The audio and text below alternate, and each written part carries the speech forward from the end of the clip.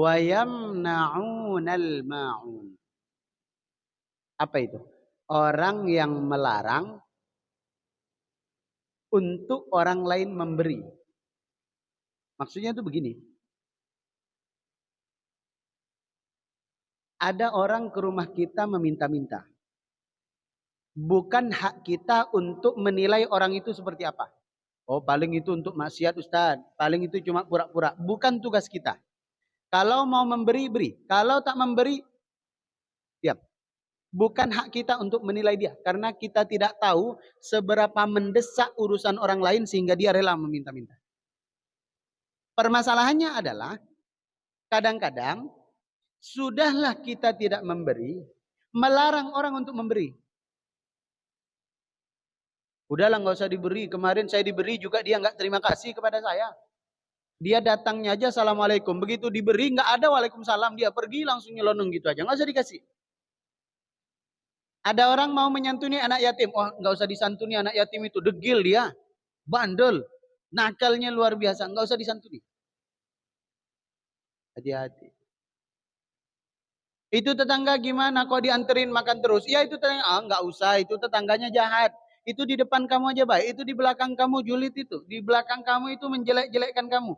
Itu maksudnya wayam naunal maun. Melarang orang lain untuk memberi kepada yang lainnya. Sudahlah dia tidak memberi, melarang orang lain pula untuk memberi. Maka etikanya, kalau kita sanggup memberi, beri. Kalau tidak sanggup memberi, diam. Nggak usah ngomong apa-apa dan nggak usah berprasangka apa-apa. Apalagi sampai mempengaruhi orang lain supaya tidak ikut berbagi. Mempengaruhi orang lain supaya tidak mengeluarkan pemberiannya kepada yang lain.